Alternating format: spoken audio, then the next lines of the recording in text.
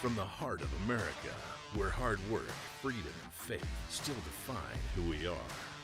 From the farms to the factories, from small towns to city streets, this is the fight for the soul of our nation. We're watching Democrats attack democracy. Do not be fooled. The strength, the grit, the greatness of the American spirit, all right here. The left wanted power, not peace, but there's a resistance rising. A generation saying enough, enough. We've tried it their way, and it failed. The Steve Gruber Show with your host, Steve Gruber, starts right now. We're here fighting for you from the foxhole of freedom and making sure you have the right person with you when things hit the fan. And trust me, they do inevitably. So make sure you pick somebody good for that foxhole of freedom. Let's get there today. Three big things here. They are. Number one, the search for Nancy Guthrie has proved futile. 3 weeks, nothing, except the search has gone into Mexico, which should have happened right off the bat, but here we are. Number two, lots of good economic news. Mortgage rates, lowest in years now. The unemployment numbers coming in far below what the so-called experts predicted, and we just seem to be getting good numbers. And number three, well, it's all about the midterms, all right? Democrats and corporate media lapdogs want you to believe it's already over. Hell, it seems like they're taking a victory lap. It's February. I remember people doing that before. I remember Democrats laughing and saying Donald Trump would never be president. Seems they never learn. And you know what? That's okay. Just enjoy the show. What will drive voters? The economy will. And arresting pedophile pigs on the Epstein list will really help, too. And how about a free Cuba? An end to the war in Ukraine and possibilities all this year to come. So let's find out what you think. All in the spirit of Rush Limbaugh. It is Free Speech, Free for All Friday. It's powered by Patriot Mobile's Common Sense Hotline, 877-310-9966, 877-310-9966. It is your chance to be heard. Tell us where you are. What's your biggest issue moving forward into November? But first, this. President Trump on voter ID, speaking about elections. Here it is. I have a new one to add, voter ID. The Democrats don't want to give us voter ID because they want to cheat. The only way they can cheat is if they, look, we can stop them so easy. You know what they say? We don't want voter ID because it's racist. Okay? That's a good one. It's racist, no. I'll tell you what, when they look at the polls, 95% of the people want voter ID. Then you have proof of citizenship. So we want voter ID. We want proof of citizenship. For you to vote, let's prove that you're an American. So please, proof of citizenship. They're fighting that. They're fighting that. And then we don't want to have mail-in ballots where they're mailed in from all parts of the place. All true. We want voter ID. We want only citizens to vote, and we don't want mass mail-in ballots, which I still believe were the crux of the fraud, not just in 2020, the crux of the fraud in a number of elections now when you start to look at it and go, wait a second, what went on here? Oh, and counting ballots for weeks on end, we don't like that either. So you got all that going on. Plus, one more thing, we are built up. I believe we're going to war before the end of the weekend. We're going to hit Iran before the end of the weekend. They continue to build up. So it is Free Speech, Free for All Friday, 877-310-9966, the Patriot Mobile Common Sense Hotline. The lines are packed. You guys are doing a great job. Let's start with Randy in the great state of Florida. Randy, kick us off. Hey, good morning, Steve. Hey, we know we love you down here in Florida. Thank you. Hey, we got a serious problem going on because I saw Obama the other day, and he was talking about how they're going to win the election by, like, they want to run the election like Spanberger, you know, the one that looks like Gavin Newsom in drag. Yeah, in Virginia there, yeah, go on. And, you know, they want to run it like that, but I think we got a weapon. They just made a big mistake. They want to, like, they talked about the dogs in New York the other day. They did. And people are in an uproar about that. And what he's talking about, folks, they said the Muslim faction, some of them came out and said, we want to ban the ownership of dogs. Can't have them in your house because it's anti-Sharia or something of that nature. Right, Randy? I mean, that's what they said. And, yes, sir. Are you giving up your dog, Randy? let them try to take it. Yeah, exactly. Dogs are part of the fabric of America, right? They are. And this is just another example. Now, I don't know if that's going to play big into the election, but I will tell you this. It's just another example of, I'm sorry, leave me alone. I'm an American. That's what Americans want mostly, just to be left alone, to work hard, to take care of their families, to have lower taxes, to have a chance. But it is the kids, Randy. It's the kids we got to worry about, the ones that voted for Trump that really want to see people in the Epstein files handcuffed and perp walked in front of all of us. I want to see it too. I'm not going to kid you. I want to see in this country what happened to the now former Prince Andrew. I think he's still in jail. I don't know what his deal is, but he's facing life in prison. That's what we want to see, isn't it? Yes, sir. Thank you for the call, Randy. Well, way to kick us off. Yeah, if you missed that, they want to outlaw the private ownership of dogs. Who's giving up their dog? Not me. I like hair on everything. Yeah, I got hair farmers as dogs. Let's go to Ed in Indiana. Ed, good morning. How are you? Good morning, Steve. On this Epstein deal, I think we're missing an important point. All right. We understand what an international arms broker is, but Epstein was a broker for the financial rapist of Davos that creates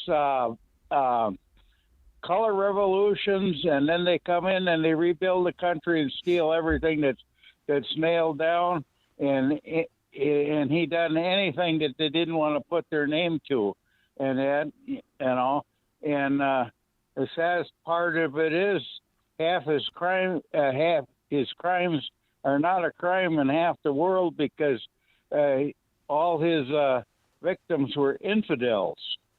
Well, it's remarkable, Ed. It sounds like you've been listening to my friend Susan Kokinda at Promethean Action, by the way. And if you don't, she talks about color revolutions a lot and how these things happen. But isn't it remarkable, and thank you for the call, Ed, isn't it remarkable now that you see some of these emails revealed? Everybody was sharing information with Jeffrey Epstein. The guy that was in effect the deputy prime minister of the UK was sharing information. The former prince was sharing information, insider information about finance, about military moves, all sorts of things with Jeffrey Epstein. It's an international child dealer is what he was, but maybe that was just a side hustle. We continue to learn more and more. Let's go to Kate in Florida. Kate, how are you? Oh, fine. Hi. It's nice to talk to you, Steve. Listen, I got two opinions. California Newsom, he's doing things to run people out of there, people who have money. And the other one across New York, Mondami, he's doing stupid things to run people out of his state, too, or his. You see, I think they're doing it so that Mondami can fill New York with his people when he gets real control of it, and then Newsom's doing the same thing. If he can empty out California, he's going to fill it all with people who can vote Democrat. Well, they're running people out, Kate, that's for sure. People are getting run out of all these states. They're going to red states. But here's my prediction is still on record. I don't know that Mamdani makes his first year in office without getting booted out. Free speech, free for all Friday will continue in a moment.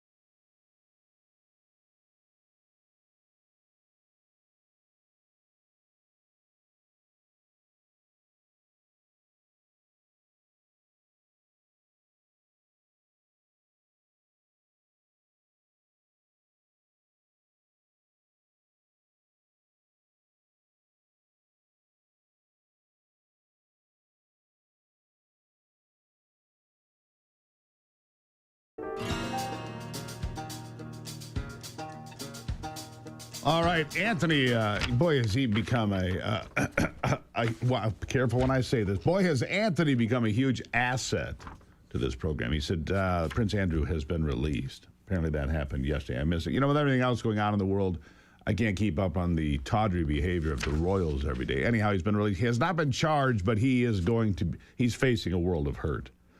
Basically excommunicated by the royal family. And what he was brought in on was for sharing state secrets with Jeffrey Epstein. It's nothing to do directly with the sex trafficking of children, but it's just beginning to blow up.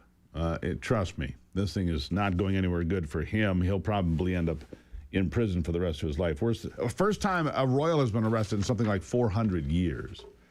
Couldn't happen to a nicer guy. All right, let's continue with the phone calls on this Free Speech Free for All Friday, powered by Patriot Mobile. Cleo is in Ohio. Cleo, good morning.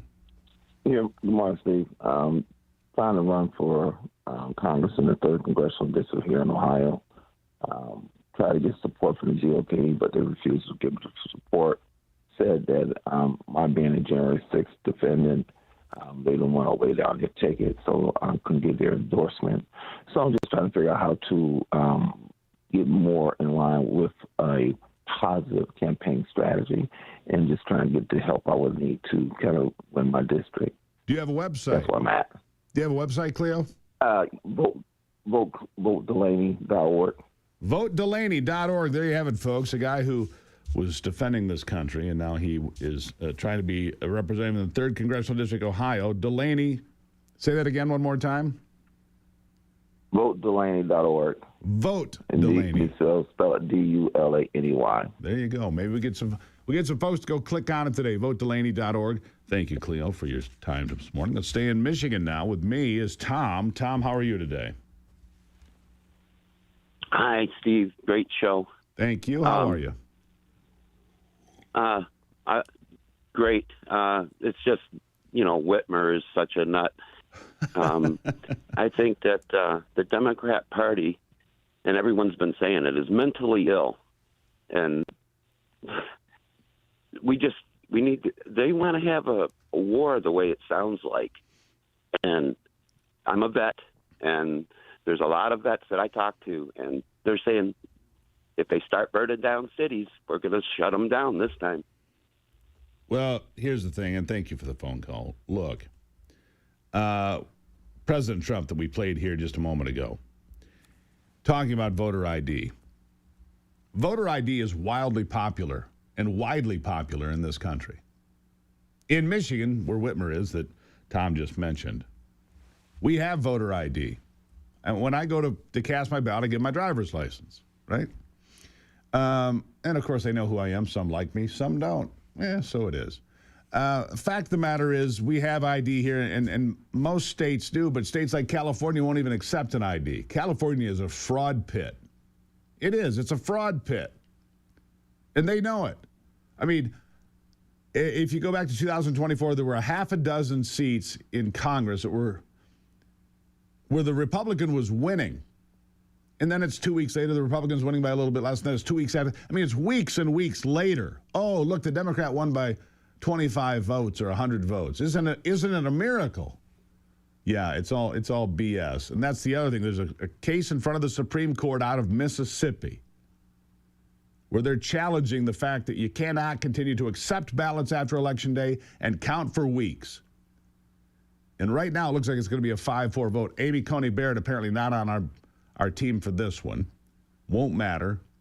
5-4 is the anticipated split right now from my court watchers and my sources. Let's go to Steve in West Virginia. Steve, good morning.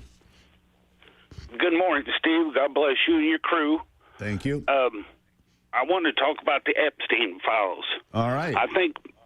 I believe Pam Bondi, now this is just my opinion, I'm probably going to get a lot of flack from this, she should let the civil courts, first of all, get a hold of the plaintiffs. Let's break them in their courts before Pam Bondi throws them into federal court, unlike what they done to the J6ers. They get their fair trials and let them go through the process, but break them first. Look, I'm not sure what I think of Bondi. I have days that I think she's okay, and then I have days that I think she's not okay, Steve. Thanks for the call. Here's the thing. Remember here it's been a few months ago now, there was a whole bunch of these Epstein victims in front of a microphone in front of the Capitol. They said, we're going to name names. We're going to drop names. We're going to get it done. Okay. Where are you? Name names. Because when I read the Epstein files, I find horrible things that were done. There's a diary from one of these young women. It's just horrible of what she went through. But her allegations against unnamed people don't get indictments. Another one where the guy from New York had raped and horribly injured this young woman, 16 years old. But she is not named. We need to connect victims with perpetrators and put them in handcuffs. There's just no, but you got to connect it. It takes time. Jennifer now. Nope, Robert in Tennessee. Robert in Tennessee, sir. How are you? Hey, Steve. I wanted to ask you, I've heard a lot about how the concern is once they get all the vicious criminals out of the country and deported, the question becomes, how do we get the normies out that have been here 20 years? And there's a simple solution. Demagnetize the attraction and take away their benefits and opportunities, all of them in the red states, to where they all flee to the blue states to get the freebies.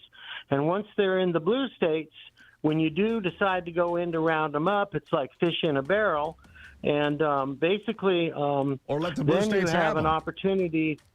Yeah, you could just let the blue states have them, Robert. Great phone call. Look, I don't mind that. Make it unattractive to be in the red states like Texas and Florida and Tennessee and wherever else. And they flee to the blue states. Maybe it's fish in a barrel. Maybe it's just, hey, go overload them. We've got work to do here. Something to think about. 877-310-9966 is the Patriot Mobile Common Sense Hotline. You're on board. Free speech. Free for all Friday.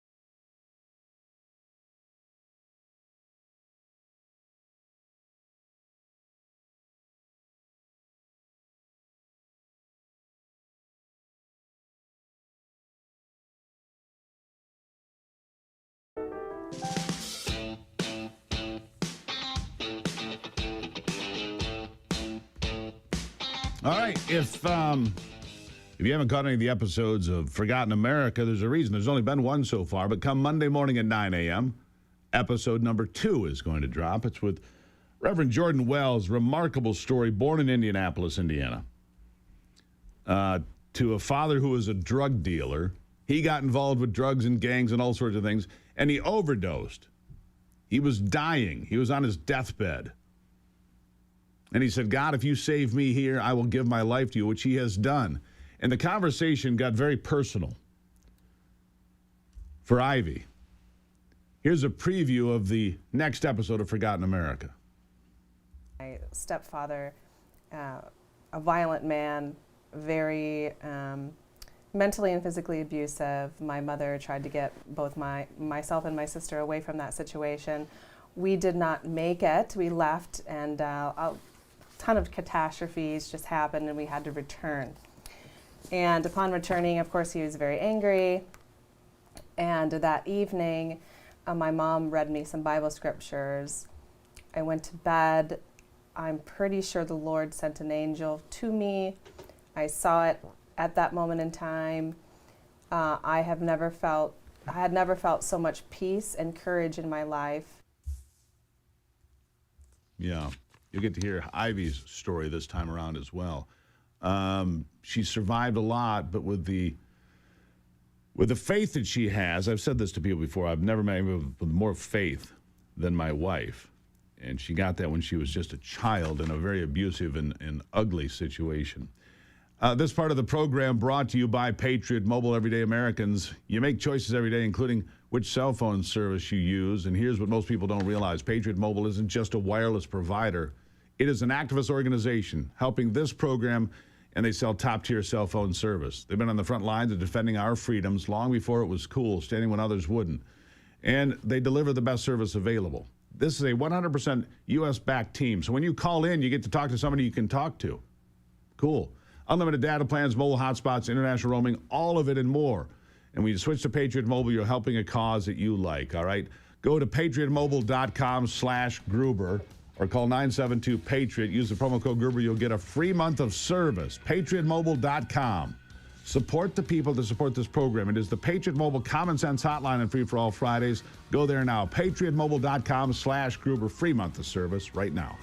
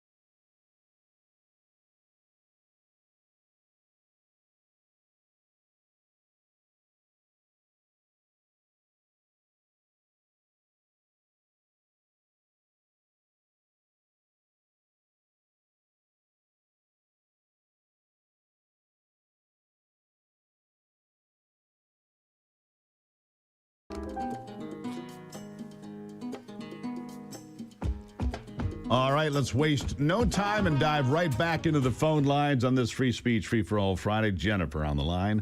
Jennifer, good morning.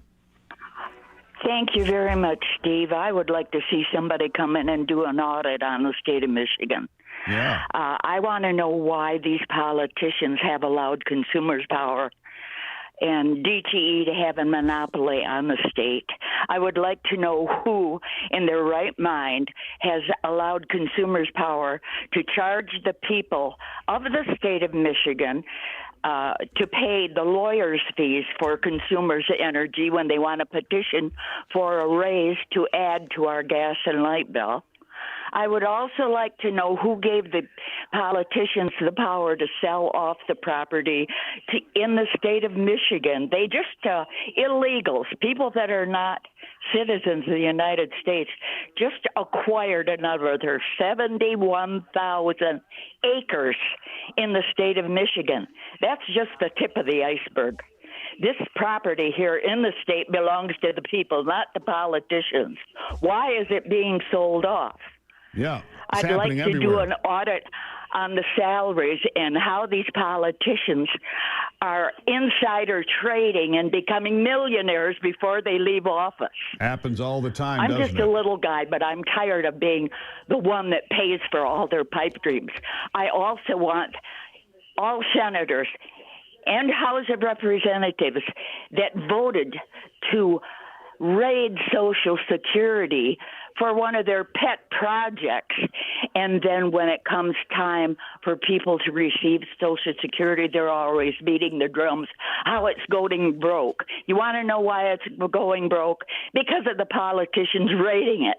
Amen. I'm fed up with taking it. Yeah, amen, Jennifer. Always with a list of, and this thing about selling property so they can build data centers and fields of solar panels and windmills happening all over the place. She's right, by the way. The property belongs to us, not to the politicians. And the politicians enriching themselves, insider trading. Tim Burchett and others, including some Democrats that I don't normally agree with, all say the same thing. We have got to stop this insider trading. Stop turning these politicians into millionaires in 5 years. And I don't just mean millionaires. I mean 25, 30, $35 million in value in 5 or 6 years. I agree with Jennifer. Thank you, Jennifer. Let's go to Janice in Cincinnati. Janice, how are you today? Hi, Steve. Thank you for all you do. I live in a farming community northeast of Cincinnati. Yep. And I'm retired, and I like to garden. I'm very, very healthy. And I was looking out the window the other day, and the sky was blue. It was about 9 in the morning, and then I saw the chemtrails start. I'm so upset about it. About an hour later, the sky was gray. It's dumping all this toxic chemicals on our soil and our water and our wildlife. What can you comment on that? I never hear anyone talk about it. Well, I appreciate the phone call. I look, cloud seeding has gone on since well before I was born. And originally it was done to create rain or whatever. And people think that they can impact storms. Well, sometimes it impacts storms in a way that creates storms that are superstorms. I'm not an expert on it.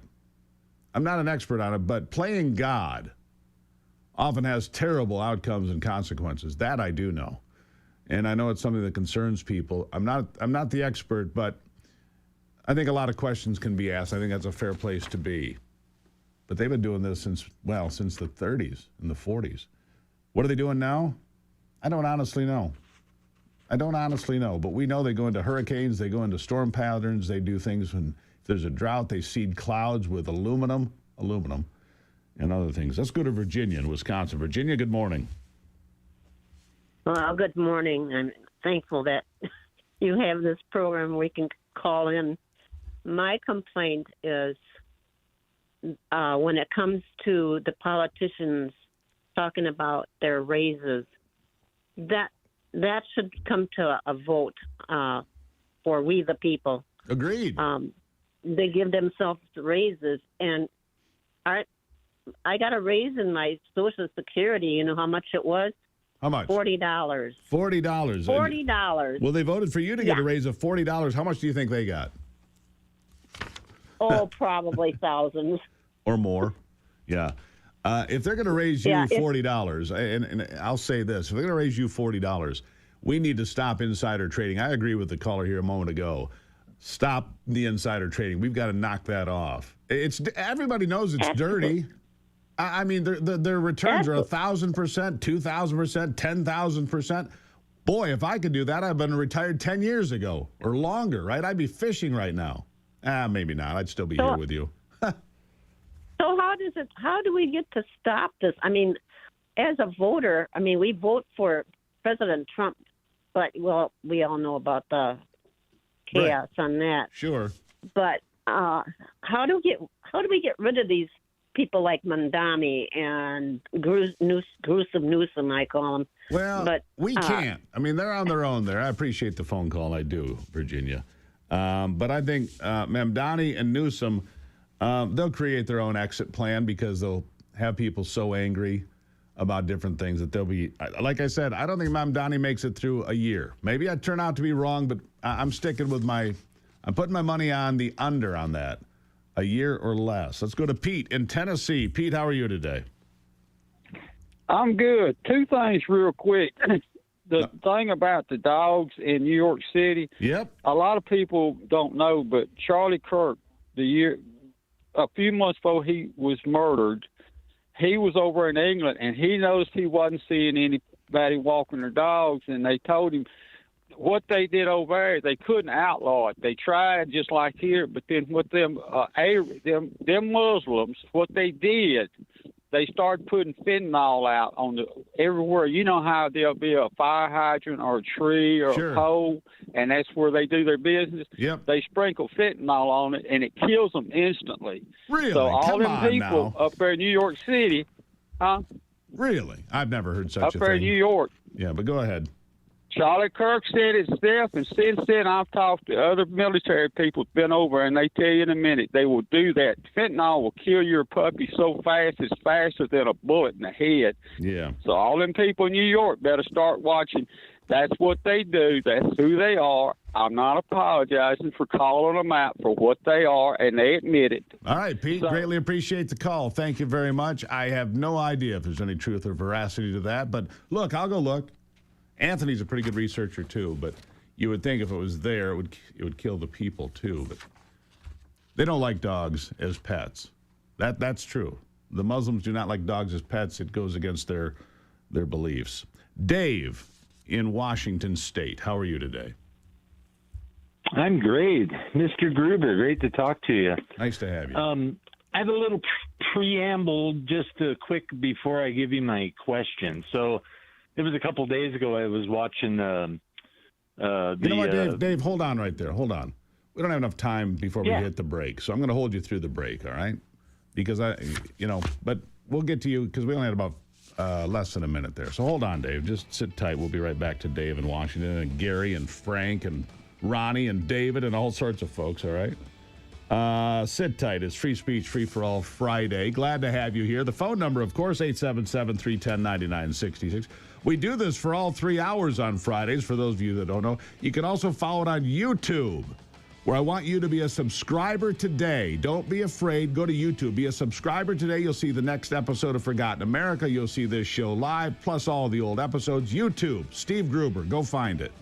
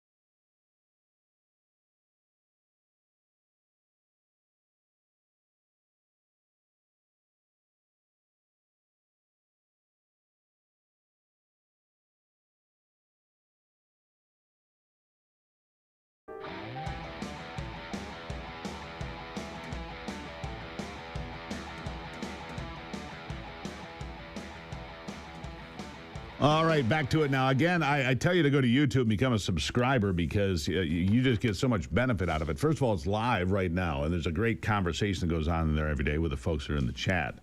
And you can talk about different things that, while we're doing the program. Also, the next episode of Forgotten America will drop there, 9 a.m. Monday morning.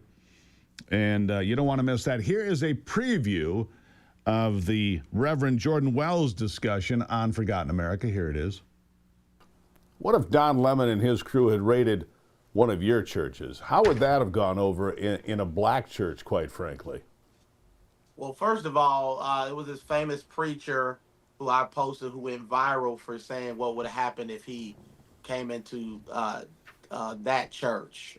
Most black people, I tell people that some of my black friends, they have 1 foot in and 1 foot out. So some of them would have forgot that they knew Jesus. And, and they would have escorted them out probably with weapons. So they knew who to go in, what churches to go into. I love my white evangelical friends, but sometimes they kind of laid back. I tell people African Americans are not the opposite of laid back. And so, what he did was a disgrace, and he wouldn't have done that to any black churches because he wouldn't have made it past the front. I tell them the mothers in the church would have stopped them right there. Smack them down right there. All right, there you go. There's your preview for Monday morning, 9 a.m. Reverend Jordan Wells. Great conversation. Son of a drug dealer in Indianapolis.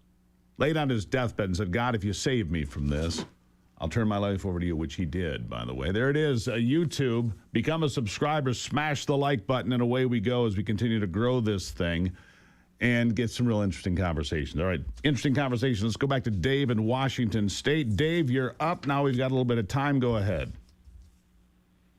Yeah, so I was watching, it was, 4 or 5 days ago, maybe less, the Epstein stuff in Congress. Sure. And I got swept up in Pam Bondi kind of putting those people in their place and blah, blah, blah. Something felt wrong. I couldn't put my finger on it until I watched your show that night, and you kind of called her out for getting off topic. And that was, I don't mean to set you off, but I want to ask you a bit more about that. I haven't heard you talk about it for a while, but what do you think is going on there? Can you give me a little more insight? You're like the sane person in my life, and I don't even know you. Well, I appreciate that, Dave. That'd be great. I do. Thank you. Look, Pam Bondi has been hot and cold with me. Some things I think she's on the money, and then I think, man, she's really not. And then I look at somebody like Eric Schmidt, who is the senator, one of the senators from Missouri, who was the attorney general of Missouri, who's done tremendous things. I think, man, that guy would be up there, busting skulls. So, not literally. And I just feel the same thing that a lot of other people feel. When are we going to see people actually get arrested? I realize these investigations take time. I do. But it's been well over a year now. And you see all sorts of different things going on where people are not being held to account. Maybe it's coming. I mean, I've got some people in Washington that say, just hold on a second because there's some big things coming. If that turns out to be true, then I'll be one of those days that I like Pam Bondi. And maybe I'm like a lot of you. You can always send me an email, your thoughts on this. Go to stevegruber.com. What are your thoughts on Pam Bondi? stevegruber.com. Drop me an email because I run hot and cold with her. Some people run cold all the time. I never hear anybody saying, hey, she's the greatest ever. I don't hear that. Let's go to Gary in Illinois. Gary, how are you? Hello? Gary, you're on. How are you? I'm doing fine. How are you? Good. I just have a question on the tariffs and the Supreme Court rulings. I haven't heard for a while. The tariffs, yeah. I can answer that. Thank you. The tariffs are going to be ruled against in the Supreme Court, I believe, which is a loss in the short term. But in the longer term, it'll be fine because the tariffs were too broad-based. That's what they're going to say. They're too wide. The president does have the right to do tariffs. So when they tailor them, my understanding, when they tailor them tighter, it will work. Look, the tariffs are working. We're getting trade deals. Japan just came in to spend $500 billion, and this is just the latest example, one after another, of countries saying, India did it. Canada tried to fight it, but Mark Carney is a weasel. I say that with all the respect intended. He is a weasel, and Canada will also come to play. Let's go to Kevin in Cleveland. Kevin, how are you today? I'm doing fine. How are you? Good. Go ahead. My question is, Tampon Tim and all the rest of these people, and all this fraud, when are we going to start seeing people going to jail? There it is. Because if Donald Trump was involved, they'd have every stupid people up in Washington trying to hang him by his toes. And I'll tell you, I absolutely agree. That Omar lady. Yeah. They did all this fraud, and that idiot out there that ruined California, him too. I think the people want to see people go to jail over this. And that's what I was just saying, Kevin. I agree with you. Thank you for the phone call. That's exactly what I'm saying when it comes to Pam Bondi, why I run hot and cold. People, if you're stealing money from your state and there's fraud, you need to go to jail. If you knew about it, which apparently Walls did, you need to go to jail. Let's get to Ronnie in California. Ronnie, how are you? Really good today, Steve. And it's good to hear you. Hey, when you just said that about Ivy being touched by God, 4 years ago, 4 months and 8 days ago, I got touched by God, and he took away my desire to drink alcohol after I struggled for a long time. But he told me I had to do everything in my power to save my beloved state of California. So I've been working on the stolen elections wholeheartedly, and I've done a lot of research. And it turns out that at least in Santa Barbara and in Contra Costa, the two counties I really researched, they've had like over 90% Democrat workers.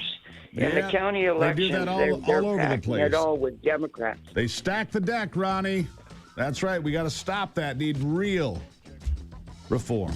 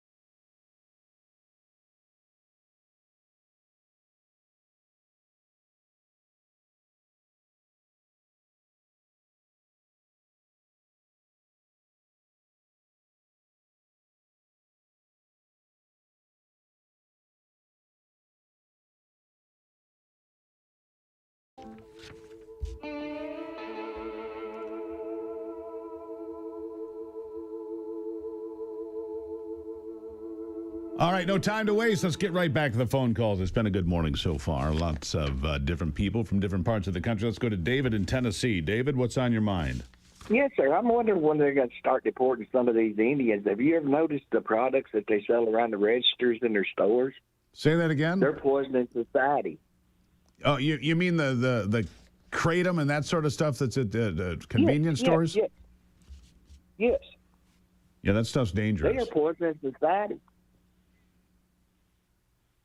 Well, I lost you, David. Not sure what happened there. He was talking about the products that are right there at the register. These super industrial-sized energy drinks, kratom. These are dangerous things. Don't consume that crap. And more so, don't let your kids or grandkids consume that crap. It's dangerous. I think that's where he was going, but I lost him. Randall is in Texas. Randall, how are you today? Good. How y'all doing? Doing well. Hey, I just wanted to ask a question about. I heard that the Congress only works like 60 days a year. Is that true? Nah, I think it's more than that, but it's not as much as you and I. They're not cranking out 8-hour work days 52 weeks out of the year. I can tell you that. It's more than 60 days, but it's not as much as a normal person. Go on. Well, I would just like to know how I could get a job like that. Yeah, me too. Oh, yeah, it'd be a good job But to I have. just want to call and thank y'all for all y'all do and telling the truth. And I have been watching you and Ivy's, and every time I watch y'all, I think of that song Poison Ivy, but I put Steve and Ivy in it. Attaboy. Randall, greatly appreciate the phone call. Thank you for the support. And for anybody who doesn't know, you can catch me at 3 o'clock every afternoon as well on Real America's Voice. And you can catch me every day right here on YouTube. And I'm telling you that because the second episode of Forgotten America, Reverend Jordan Wells, drops Monday morning at 9 a.m.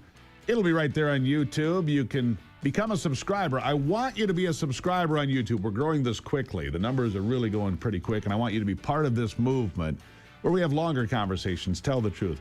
A lot more phone calls to come. Paul, Frank, Bill, Mike, and the list goes on at 877-310-9966. The Patriot Mobile Common Sense Hotline, open for business for the rest of the morning.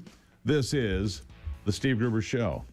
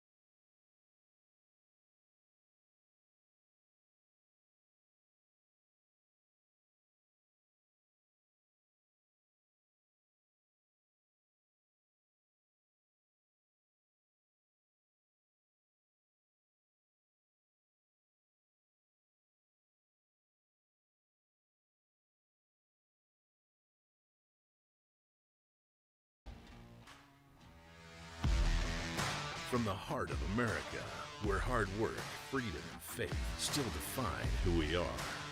From the farms to the factories, from small towns to city streets, this is the fight for the soul of our nation. We're watching Democrats attack democracy. Do not be fooled. The strength, the grit, the greatness of the American spirit, all right here. The left wanted power, not peace, but there's a resistance rising. A generation saying enough, enough. We've tried it their way, and it failed. The Steve Gruber Show with your host, Steve Gruber, starts right now. All right, welcome to it as we kick off another big hour from the Foxhole of Freedom. Glad to have you on board here as we continue this conversation. Three big things this hour. Number one, Chicago is so bad anymore. They're being stripped of one of the things that has defined that city my entire life, the Chicago Bears.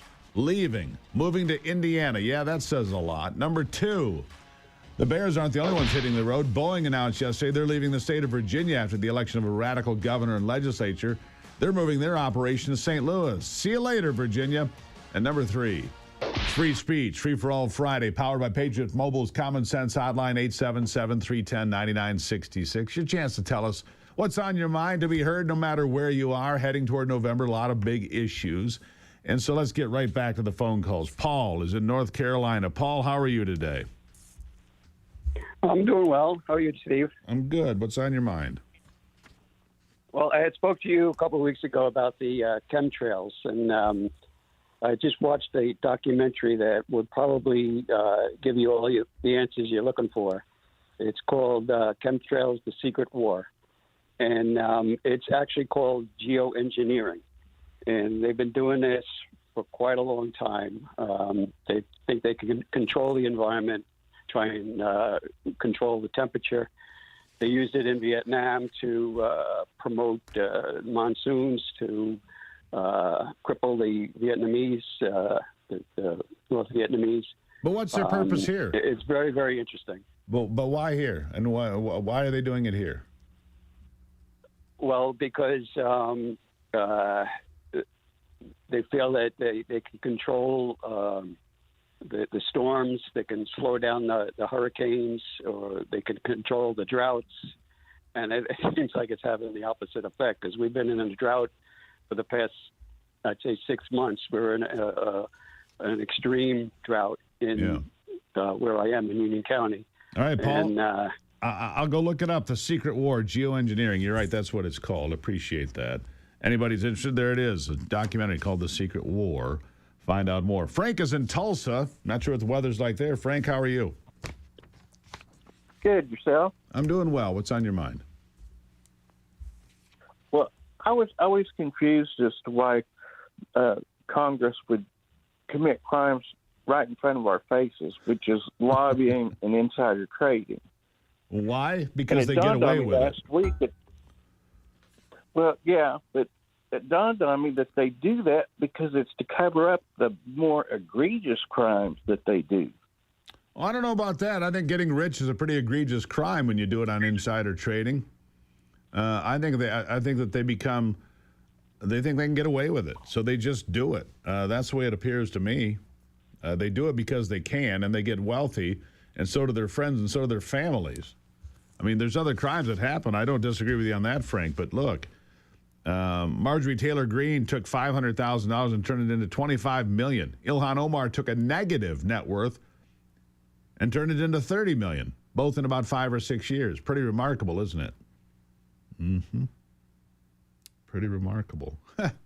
Maybe they are trying to cover up other things. I don't know. Maybe it's the Epstein stuff. I don't know.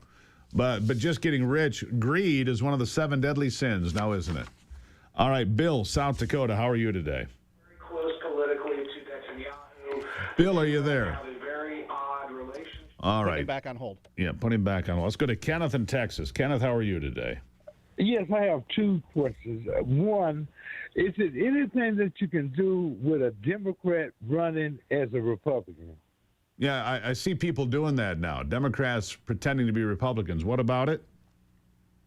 Yeah, because I think that's, well, I mean, that's the way it is. It's going to be crooked. It's going to be crooked. It's just the way people are. And the other thing, when Donald Trump was running for president, he spoke of something about a $2,000 refund for us. Yeah, the tariff check. Yep. I don't know what happened to that, Kenneth. I don't know what happened to that. No, Donald Trump has talked about that recently. Again, $2,000 checks to American people. We'll see if he gets to it. Go back to Bill. All right. Let's go back to Bill in South Dakota. Bill, how are you? I'm doing really good, Steve. It's good to talk to you. You too. What's on your mind? I hunted with you and your dad when he was doing the TV show back about 20 years ago. Where in South Dakota? And I've been watching your show and in the mornings because I get up and I'm just proud as heck of you. Well, thank you. You're doing what God wants you to do, and you're doing what what America needs for you to do. Appreciate that. Where are you? I think he would be really proud of you as well. Yeah, I think he'd be all right with it. Where are you in South Dakota? I'm just south of Mitchell. There you go. Your dad and I and you actually on the first time we did a show, you were with him, and he had his Brittany's and his Red Label, and we shot pheasants, and then the second time we went up to North Dakota and hunted snows in the spring. Yeah.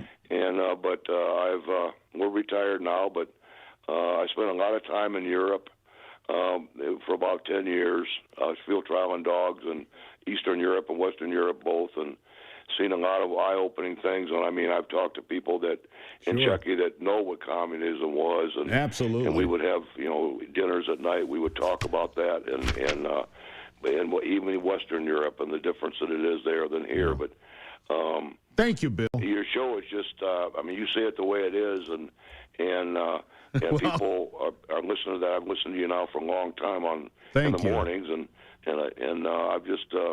All right, we got to leave it there. I'm sorry. I'm sorry, Bill. I really appreciate it. Hey, Brock, would you grab his phone number? I hung up on him. I'm sorry. That's all right, Bill. I really appreciate it. I'm going to talk more about Bill right after the break.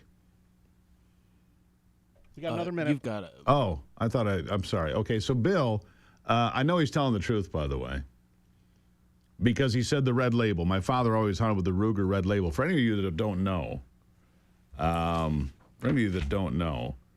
I made shows for the Outdoor Channel for 25 years. Maybe I should find some of those episodes, put them up on YouTube just for fun, right? What do you think, Anthony? A couple of those old hunting shows when I'm like 12? That'd be cool. That'd be all right. Let's go to Mike in Virginia. All right, Mike in Virginia, how are you? Happy Friday, Steve Gruber. Good to talk to you. Good to talk to you. Did you see that Trump told Hegseth he needs to release all the unidentified flying objects and UAP alien technology videos? I saw President Trump was asked about this on Air Force One yesterday. What about what Obama said? He said, well, that was classified information. You're not allowed to say that. He goes, I don't really have an opinion is kind of what he said. But yeah, it should all, he said, I can release it, declassify all of it. What do you think? What do you think's in there? Well, we've speculated for years that when push comes to shove, they're going to talk about the alien invasion, and that'll be a cover story for other things. But I keep talking to you about fusion energy and free energy and our energy deficit when it comes to data centers. And I just don't know when we're going to reveal that if there are such things as UFOs, they have to have an energy source that's exotic to what we understand currently. And Absolutely I think we're true. hiding fusion from ourselves right now. Interesting concept, Mike. Thank you. Closed circuit back to Bill in South Dakota. Send me an email at stevegruber.com, Bill. Send me an email, stevegruber.com. You can all do it. Bill and I have a couple other things to talk about. I'll be right back.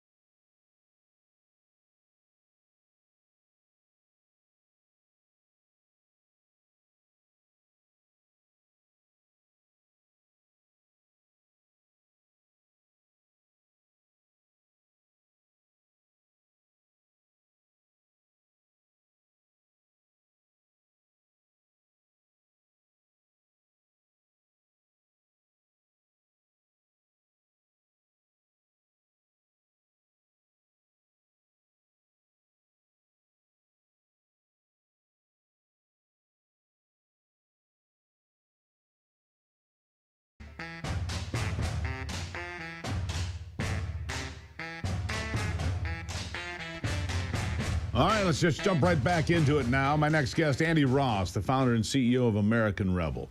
It's a leading manufacturer of gun safes and other concealed carry apparel. He's also a country rocker, former TV host on the same network I was just talking about, the Outdoor Channel. Andy, welcome back. Hey, good morning. Happy to be here. Been a while since we spoke, but good to have you here. You think the American dream still works. That's why I wanted to have you on. Tell me about the American dream in 2026. You know, I think the American dream in 2026, you know, if you want to look at a crystal ball and make a prediction, my prediction is it's going to be about like it's always been. It's opportunity mixed with difficulty. That's been the roadmap for entrepreneurs and people chasing the American dream for as long as I can remember. There is plenty of opportunity, but don't kid yourself. It's mixed with obstacles. It's mixed with difficulty, and you got to be, you know, ready to get up, be prepared, and put everything you have into it every day. But it is alive and well. You know, for young people though, and I watch this a lot, Andy, and I've been talking to my pollsters that there's two that I trust, and they're friends of mine, and they say right now the Gen Z folks, the young folks, are not feeling it, but it's only February. We're a long way from the midterm elections. Because in order for us to continue repairing the damage that's not just done by the Biden administration, let's be honest, Andy, the damage has been done for 50 years of these people playing games, enriching themselves, insider trading, making deals that aren't good for the American people but are good for them. Yes. And we've got to show these young folks that they still got a chance here. Now, they can do that, you know, with better economics, with lower mortgage rates, with better income. What do you think Donald Trump has to do to make sure that those young people that did vote for him in 2024 show up in 2026 in the midterms? Never more critical than it is this year, in my opinion. Your thoughts? You know, I think he's done a good job of rallying, you know, all kinds of bases, and I think we saw the results of that in the last election. He's very tuned in to younger ways of communicating through social media. By going on great podcasts and being, you know, like we're doing here today with you. And he's reaching out, and I just think he needs to keep doing it, keep doing more of it. And, you know, everything you mentioned is an obstacle, is the part of the difficulty of being an entrepreneur, and all of the things you mentioned definitely would help anyone starting out. I would just say to the young people out there, you live in a country where you have the opportunity to be in business, to be an entrepreneur. You know, try doing what we do here somewhere else and see how that works. So if you've got the green light to do it and you live in a country where you can do it, my question is, you know, why not do it? Yeah, why not do it? You know, there's one other thing that keeps popping up for the young people. They really want to see people involved with Jeffrey Epstein and the human trafficking and all of those horrible things. They want to see him in handcuffs. So do I, by the way. Let me ask you something. You live in Nashville, if I'm not mistaken, right? How do you treat pedophiles in Nashville? You know, how are they treated down there? You know, without getting into too much detail, we actually had a situation with someone on record and on file right here in the building that I live in, overlooking the beautiful city of downtown Nashville, Tennessee. And, you know, when that came out, you know, he definitely found another place to move and move on to. But, you know, he was not well thought of. He was not well thought of in the building at that point. No, look, and I get it. But we've really got to make sure that we keep Gen Z engaged, because, look, you know this as well as I do, Andy. If the House goes away and the Democrats are in charge, it's going to be 2 years of just pure chaos. Impeach Trump 27 times, nonsense, and it's hard to pursue the American dream if they're trying to tear America down. That's what I think. Your thoughts? Well, I definitely think that Trump and the House, and you know, that they can widen the runway and lengthen the runway for entrepreneurs to be able to take off. When you bring in bad policies and you bring in, you know, tax and a lot of rules and regulations that slow business down, you know, you're shortening that runway and making it, you know, probably more scary and more risky for a young person to want to, you know, try to go down that path. So it's crucial that we get out, that we vote. It's getting Trump elected was the first step in a big step, but it takes a president. I don't even Donald Trump. It takes a year to get something going and moving under your feet. There's so much red tape in politics, and it just feels like he's finally getting the wind to his back, and I think we're seeing that in our economy. We're seeing it in our country.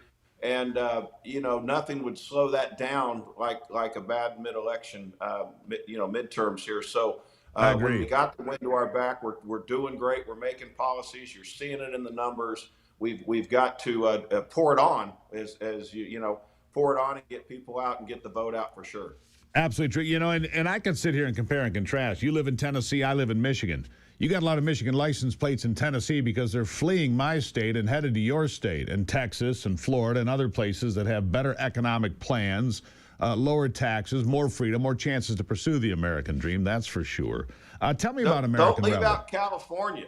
California's rolling in here with their loafers and their labradoodles, and I mean it's not good. Yeah. Does a labradoodle hunt? Because I don't think labradoodles hunt, dude.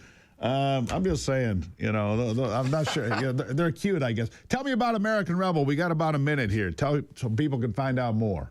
Hey, we're America's patriotic brand. We just introduced America's patriotic, God-fearing, Constitution-loving, national anthem singing, stand your ground beer. We're in 18 states. We're at AmericanRebelBeer.com. All my music's at AndyRoss.com.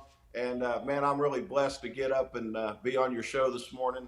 And I'm a regular viewer, that's for sure. Greatly appreciated, Andy. American Rebel beer. You also make safes, concealed carry. Go find it. American Rebel, friends. What's the website again? AmericanRebelBeer.com. There you have it. Andy, nice to see you. God bless. Thank you. God bless you. All right, appreciate it. Tennessee is eating our lunch for half the price because they charge less. Think about it. A couple more of your phone calls after the break.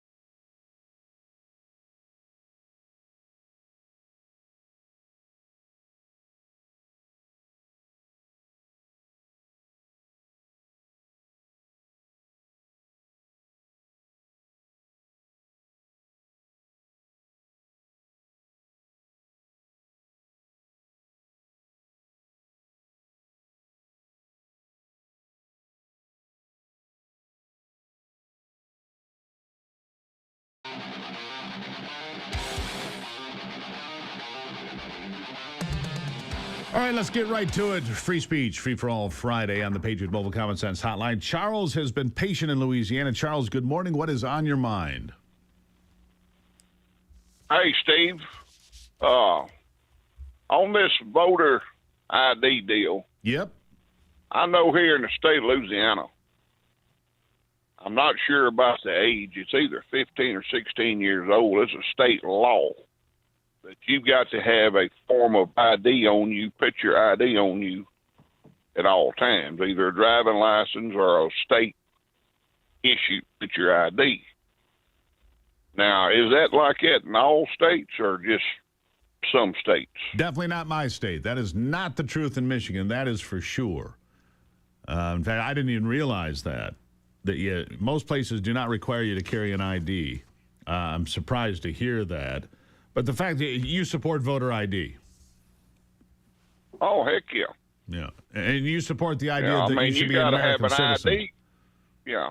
I mean, in your actual everyday life, you got to have an ID to do everything. That's right. To get on an airplane, to You check can't into buy a a pack hotel. of cigarettes without an ID. Absolutely true. Charles, thank you for being patient with us today. Appreciate it. I didn't realize you had to have an ID in Louisiana. 16, he said.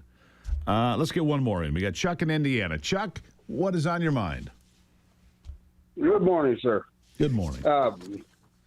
Two things. One, I keep hearing you and a lot of your colleagues talk about people won't get out to vote because Donald Trump's not on the ballot. Well, I contend that Donald Trump is on the ballot. If the Democrats take the House and the Senate, Donald Trump is done. Everything is done and everything gets undone. Second, the Epstein file stuff and all this stuff coming out. Do you remember about 3 or 4 years ago where somebody come out? It was a real quick, brief story, and my rememberer just brought it back up to me, saying, do you remember a story about the Clintons having children tied up in their basements? I do not. I got to leave it there, by the way, up against the break. I've never heard that story before in my life. But the idea that Bill Clinton appears, 1,100 times in the Epstein file, something 1,200 times? Serious problem for the Clintons still coming. I'll be back. Let's face it.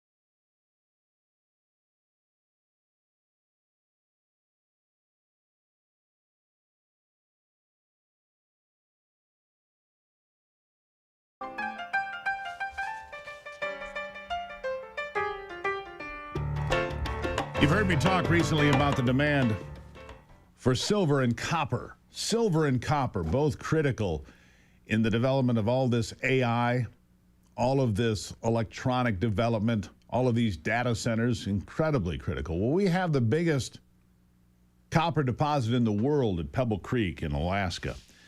And the question on the table, the Biden administration vetoed the opportunity to go after it, right, with the EPA.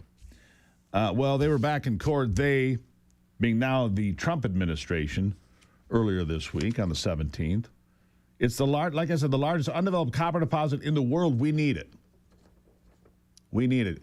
Joining me now, John Shively, the Pebble Project CEO. John, welcome back to the program. Thank you, Steve.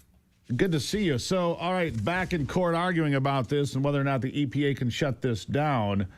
I mean, the 10 million metric tons, a shortfall by 2040. We need copper like we've never needed it before. What happened with the DOJ and the EPA? Well, the Biden EPA did veto us, as you said. We had hoped to come to some agreement with the Trump EPA to withdraw the veto. That didn't happen. They filed to support the Biden veto, as you mentioned, on Tuesday. Excuse me. And, we think we have a very strong case. I mean, you're right. I mean, copper is in huge demand. We're going to have to produce as much copper in the next decade and a half as the world has produced in the last 5,000 years. So why? I mean, look, the Biden administration routinely shut down anything and everything. When it came to mining or pipelines or anything that made sense, they got rid of as soon as possible under the guise of climate change and other nonsense. I would have expected the Trump administration to take a different approach with this new EPA administrator, but you're saying that didn't happen. So what's next? Well, what next is, we respond to the DOJ's filing. We'll do that by April 4th.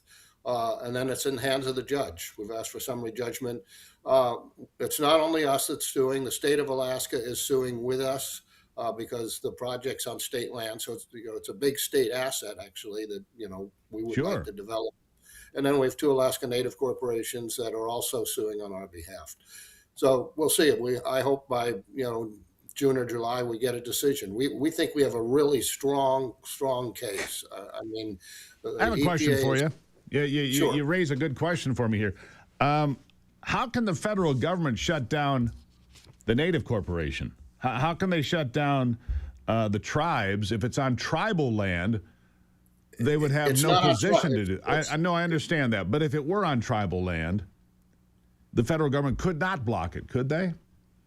I think they still could. Well, I don't think they could block it the way they blocked us, whether it's on tribal land, state land, private land, or anything else. All right. So what is the objection to your mind at Pebble Creek? Well, we're in a very sensitive area. I mean, the Bristol Bay area, which we're in, has the largest sockeye salmon run in the world. So 2 world class resources, copper and fish. But we have an environmental impact statement that said that we can do this project without harming the fish. But the environmental community, you know how they are. I do. Has told people that we're going to destroy the fishery. I mean, it's ridiculous.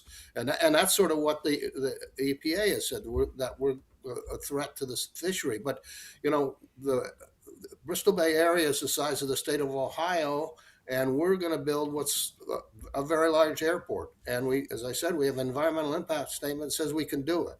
So it's political on in both administrations. We have opposition. I mean, companies like Orvis oppose us, all because they drunk the Kool-Aid that the environmentalists have given them about how much damage we're going to do to the fishery, which is, as I said, nonsense. Well, companies like Orvis, let's be honest, they're Trump haters. They're closing a bunch of their stores because they were mismanaged, but they're blaming it on tariffs, if you didn't know that. Orvis closed a bunch of their stores, so they don't like Donald Trump. They don't like any of this, right? Yeah, I'm really sorry to hear that. Yeah. Look, I've used Orvis products for years, but they're on the wrong side of this conversation.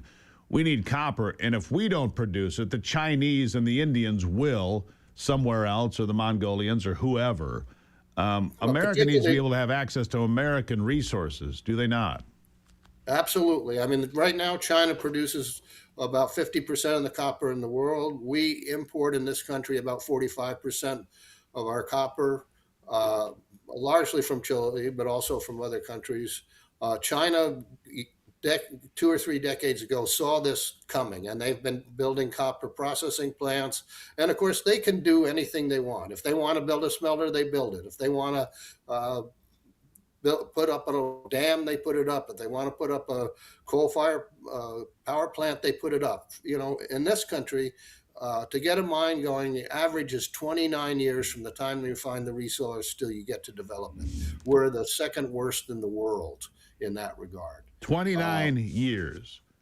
29 years. Where does that put us? 2055? I mean, honestly, you and I won't be here by that time. And I can relate to your challenge because I'm in Michigan. We have a lot of copper in Michigan.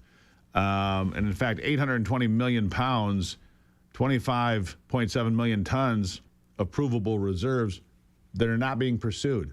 Not much, but again, because of the environmental lobby. I mean, maybe the environmental lobby wants to go back to candles, or maybe burning fire is probably bad for the environment too, right? So a candle's dangerous. At what point do we say, look, we have to have this product? And if you can prove that you're not going to impact the sockeye salmon, which apparently you can prove, then what is the holdup? It's politics, and it's people listening to a message that's just untrue. I mean, if you look at the Department of Justice's filing against us, they talk about if you just damage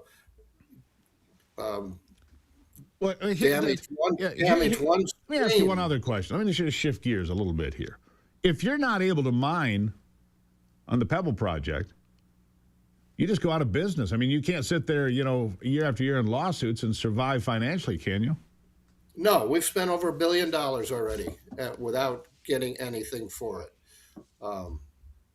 So, yeah, eventually, and that's what the environmentalists know, that if they make us wait long enough, they can, maybe we'll just go away.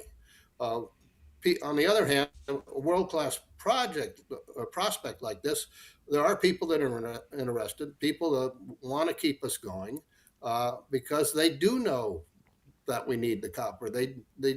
And there is going to be a copper deficit certainly by 2040, I think sooner, the copper deficit. And so first of all, that means the consumer is going to pay more for almost everything. Everything. John, I just want to make sure you keep us informed. I want to make sure you come back and keep us up to date on this. It's incredibly important. You've got the tribes, the state of Alaska, and private enterprise all on the same side fighting an EPA with political motives. It sounds like I thought we had a better EPA. Maybe I'm wrong. John Shively, really appreciate you being here, but come back and keep us updated, please. Happy to do that. Thanks, Steve. Thank you very much. We can't shoot ourselves in the foot and then complain that it hurts. All right? I'll be right back.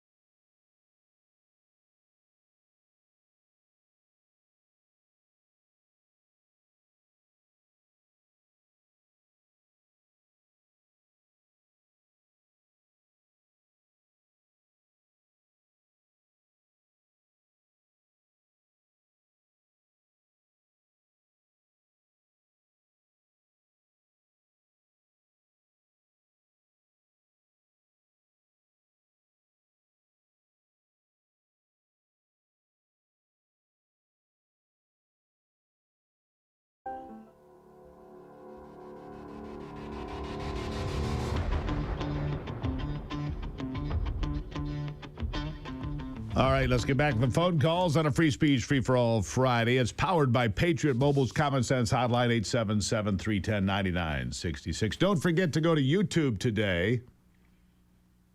Become a subscriber. Click the like button. You know the rules. That's how that works. Let's go to Dan in Tennessee. He's been patient. Dan, good morning. Yes, Steve, I need some enlightenment here. John Thune, I believe, has two options on the Save America Act. One, he can call for a vote on the filibuster, and he can get rid of it with 51 votes, and then he can go immediately to a vote on the Save America Act, in which it will pass. The second option, if I understand correctly, is what they call the free speech rule in the Senate, where they filibuster and they talk for hours and hours and hours, both sides getting equal opportunity, at the conclusion of which they can take a vote, and a simple majority of 51 will pass that Save America Act. What am I correct on that or incorrect? And if I am correct, why isn't John Thune exercising that? He is a spineless weasel. No, I don't know. Look, Thune's a Bush Republican. Let's just be honest about that. That's who he is. He's a corporate insider Republican. They have the 50 votes because Susan Collins came across. They might even get John Fetterman to join to say yes, voter ID, because everything that he says signals that he would support a voter ID, have to be a citizen to vote idea. But 50 plus J.D. Vance gets you what you need. But you do not, I don't think you have 50 votes to eliminate the filibuster. Fetterman opposes it, and you've got Murkowski and Collins and Tillis and some others. I don't think you have 50 votes to get rid of the filibuster, Dan. So there's your... So a talking filibuster, yes. I believe you could get there, and you should get there.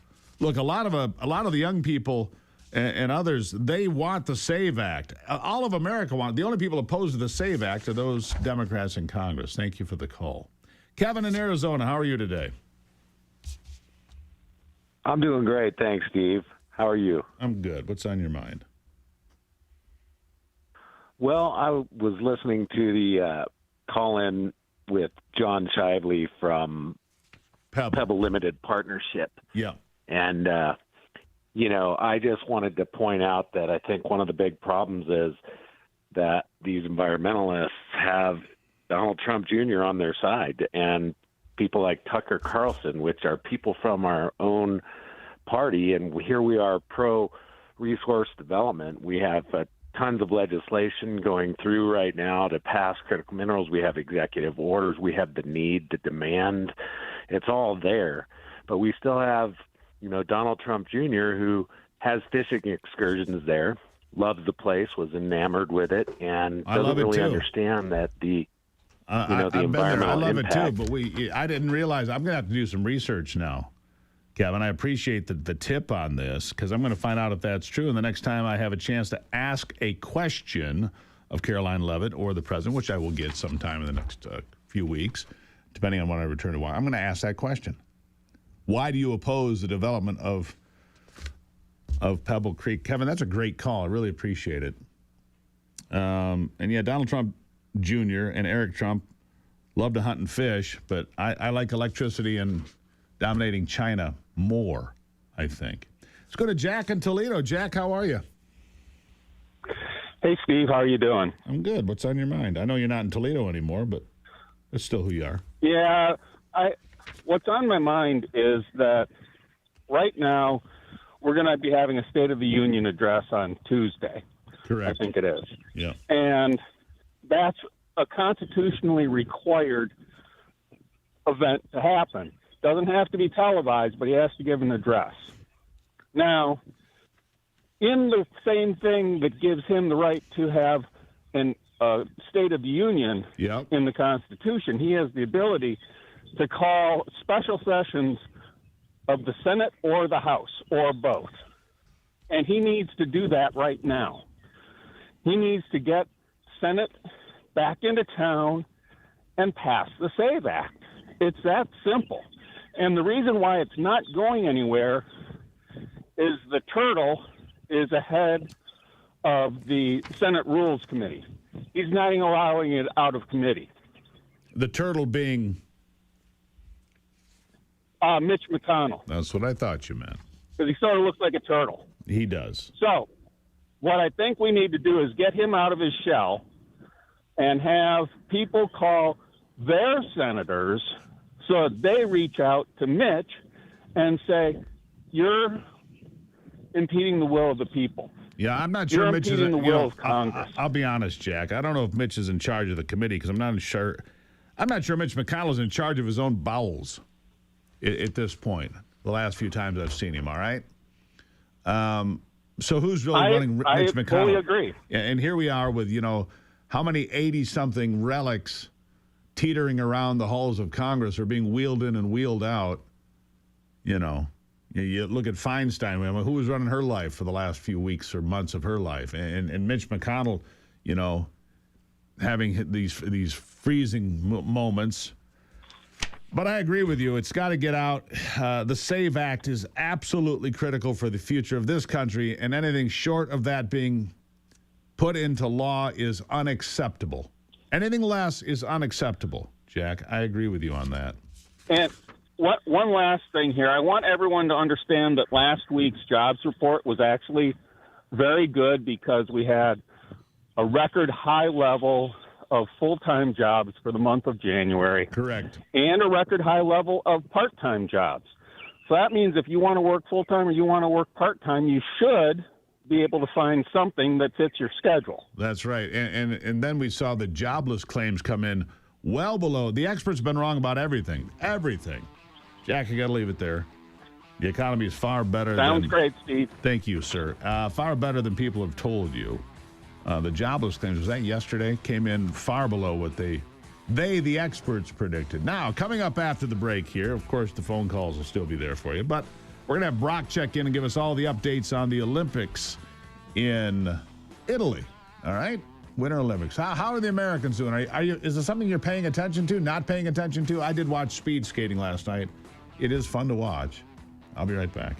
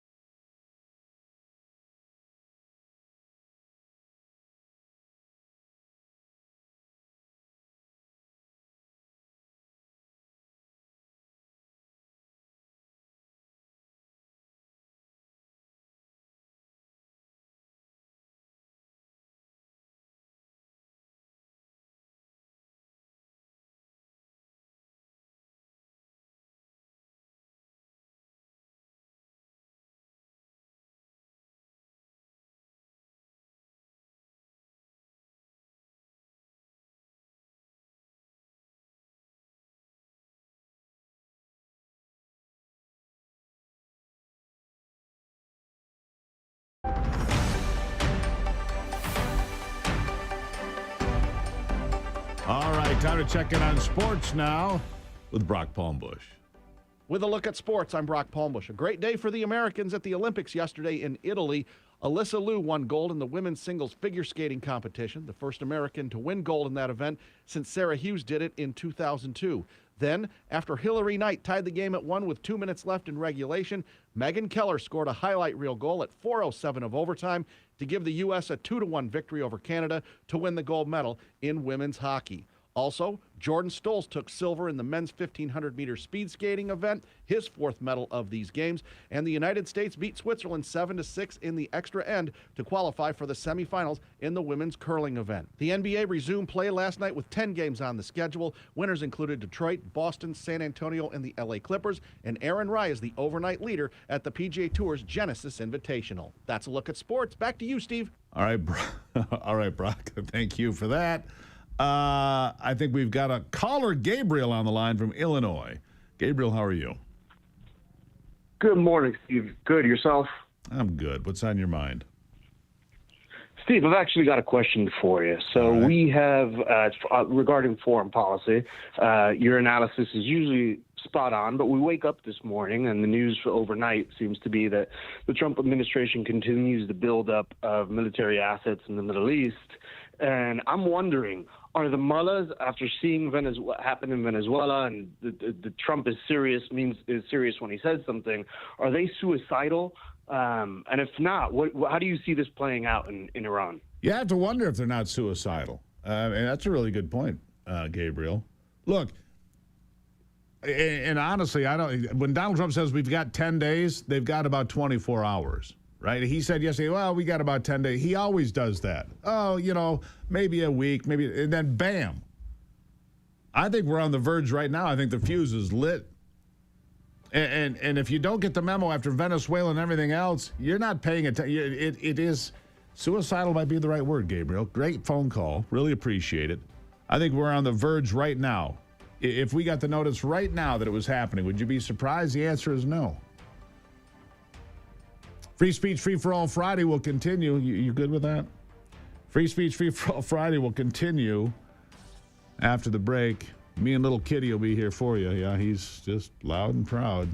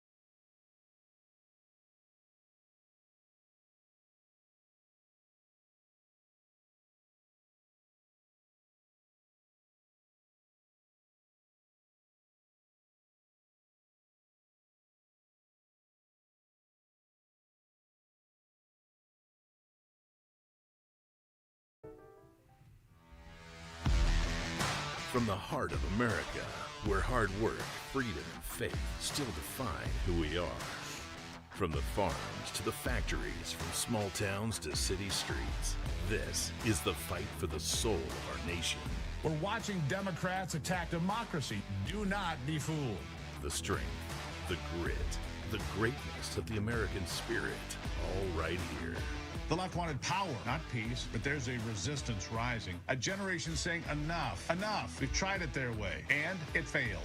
The Steve Gruber Show with your host, Steve Gruber, starts right now. All right, another brand new hour here of the program. Glad to have you on board as we kick it off and continue on with free speech, Free for All Friday. All right, three big things to know this hour. Number one, I don't have a number one. Number two, I don't have a number two. Number three, see how that works? It's Friday. Have a little fun. How about number four? Yes, there you go. It's the first time you had a number four. Well, I know that, but I just like the whip cracks after Anthony's comments in the break. Yeah, we can't share those, unfortunately. What was I forgot. Yeah, you forgot. All right. Yeah. All right, so the big stories. First of all, the Common Sense Hotline, 877-310-9966. Powered by Patriot Mobile, of course. Thank you very much, Brock. You said you wanted to hear that, so when you give the Common Sense hotline, you're just on a roll today. Yeah, there you go. He's out of control. Probably eating all that processed food, jacked up on sugar and salt. It looks like, and I'm going to say this, before the weekend is out, Iran's going to get punched in the face. At least the regime is. We haven't had this much military buildup in more than 20 years in the Middle East, not since 2003. I'm not a fan of war, but I'm not a fan of the Iranians having nuclear weapons, so I'm kind of torn on this one. And then, of course, you've got the critics saying we're out there fighting Israel's wars for them. Are we? Some would ask. So I ask for you, if you want to send me an email, stevegruber.com, your thoughts on that. But I want to continue. I'm going to go back to the archives here, back into the back corners of the archives. 2015. Donald Trump had just announced his run for president. He had been a candidate for a few weeks, or maybe not even that long. And he was asked by a Bloomberg reporter why he mentioned Jeffrey Epstein in his comments, right? And listen to what President Trump said long before he was the nominee, long before they even had a debate on stage. This is 2015 summer. Listen. You raised the question of Jeffrey Epstein in your remarks about in the Q&A. Well, I think he's got a problem. I mean, what do you think the problem will be? I don't know, but that island was really a cesspool. There's no question about it. Just ask Prince Andrew. He'll tell you about it. The island was an absolute cesspool. So just ask Prince Andrew about it.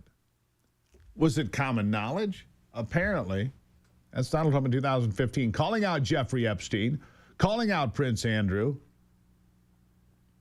Epstein wasn't arrested until, 2019, 4 years later, and then died in jail. You can make of that what the circumstances of that really were. Died in jail. Anthony, let me ask you this, because I keep hearing from the pollsters that young people, which would be you, are going to be really angry if people don't get arrested for the whole Epstein, whatever it is. Do people in your circles talk about Epstein at all? Do they? Oh, yeah. Do they? Yeah, everybody wants. Well, I mean, have you ever heard of the thing people have been calling lately? It's like the great noticing or whatever.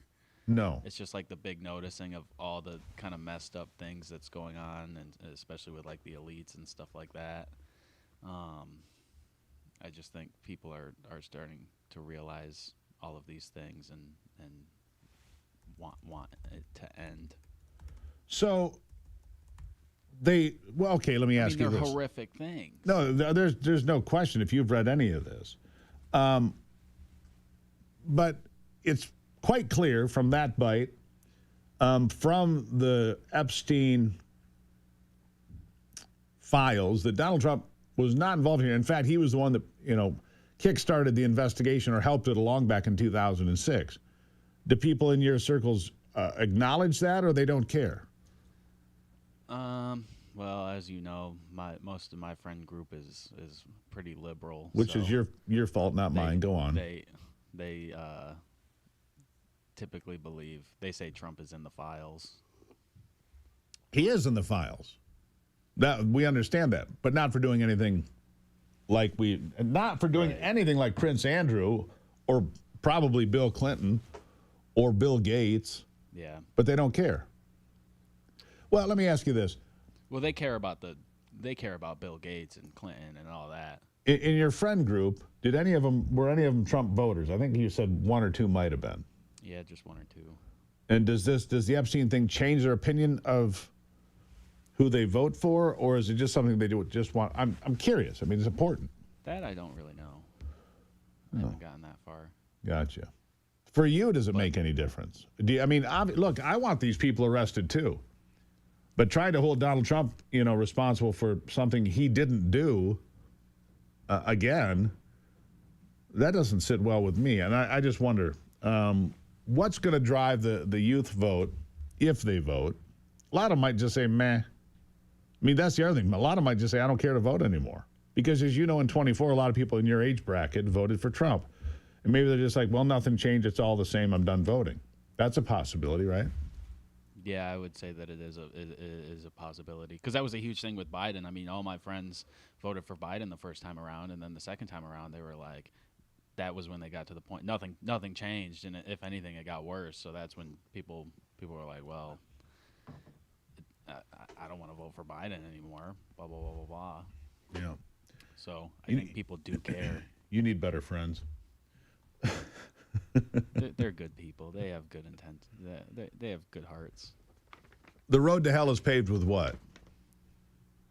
Good intentions. Wow. Anyhow, enough of that for now. Here's something that I'm going to need Brock to weigh in on. Roll bite 4, please. Is my face straight? Okay. All right, keep a straight face here. The Bears belong in the city of Chicago. The Chicago Bears belong in the city of Chicago. Right? Goodbye. And I've said repeatedly that the door is always open for conversations, Kevin Warren did call me yesterday. We didn't get a chance to connect, and I still firmly believe that their best position is in Chicago, and it's evidence. The evidence. There's the mayor of Chicago. It's so bad in Chicago that the Bears are leaving. Brock, what do you make of that? Did he leave the room? I give him one job. Sounds like the mayor needs the Bears more than the Bears need Chicago. That's Were right. you talking to me, Steve? I'm sorry. I was. I said the Bears are leaving Chicago, Brock. Well, it's not definite yet. Oh, it's definite. Yeah, it's not definite. Yeah. It's not definite yet. The Indiana Bears. Get used to it. The Bears haven't officially announced that they're moving. It's just that the state of Indiana has approved a bill to potentially build a stadium site there. But the Bears aren't moving, at least not yet. Oh, they're moving. Their lease with Soldier Field is like through 2033. So. Oh, they're leaving. Okay. The Indiana Bears. Get Maybe used to they it. Will. What's that? Maybe they will, but I'll The believe Bears it when I see it. Yeah. But this is just the latest round of potential, because I get it. we don't have time to talk about it right now. We have We got a break coming up, like right now.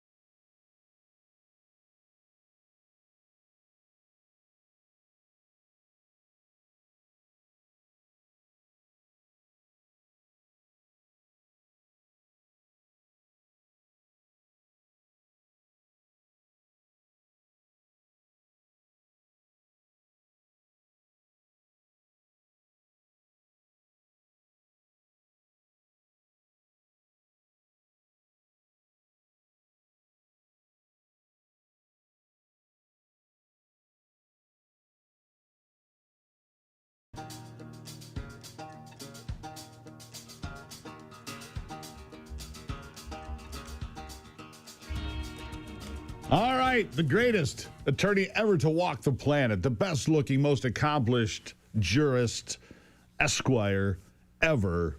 Steve Doolin is here. I mean, I am so blessed. Doolin? Good morning, Gruber. It's great to be on the best show ever with the best host ever. Isn't it, though? Isn't it, though? Warms the cockles. Anyhow, a lot going on, as you know, but here's the headline. If you think Canada's style of gun grabbing couldn't happen in America, it already is. Really, Doolin? Gun grabbing in America? Well, I'm going to say this. In Rhode Island earlier this week, you probably saw the transgender violence where a man killed his ex-wife, a man pretending to be a woman, killed his ex-wife and one of his sons, wounded some others, right, before committing suicide there. And Rhode Island has really pretty strong red flag laws that failed miserably. So there is no question in my mind the next step is even more red flag laws, even more gun grabbing in Rhode Island, right? Your thoughts?